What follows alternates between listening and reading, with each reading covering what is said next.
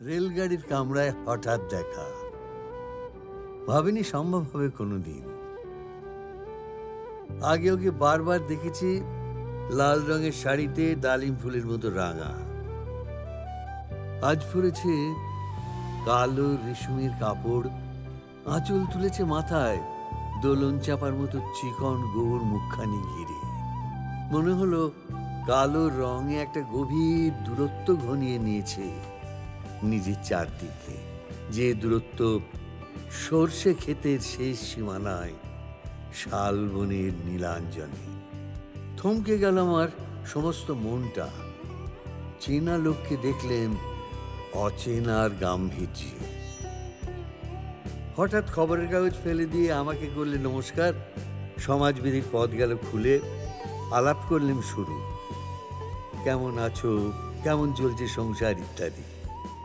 সে রইল জানলার বাইরের দিকে চেয়ে, যেন কাছের দিনের ছোঁয়াচ পার হওয়া চাহনিতে।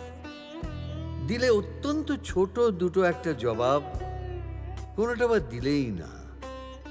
বুঝিয়ে দিলে হাতের অস্থিরতায় কেন এসব কথা। আমি ছিলাম অন্য বেঞ্চিতে ওর সাথীদের সঙ্গে। একসময় আঙুল নেড়ে জানালে কাছে আসতে, মনে হলো কম সাহস নয়। বসলুম ওর এক বেঞ্চিতে। গাড়ির আওয়াজের আড়ালে বললে মৃদুস্বরে, কিছু মনে করো না, সময় কোথা সময় নষ্ট করবার। আমাকে নামতে হবে পরের স্টেশনেই, দূরে যাবে তুমি, দেখা হবে না আর কোনো দিনই।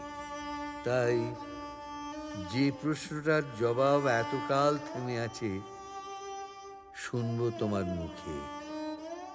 সত্য করে বলবে তো? আমি বললাম, বলবো। বাইরের আকাশের দিকে তাকিয়েই শুধু হলো, আমাদের গেছে যে দিন একেবারেই কি গেছে?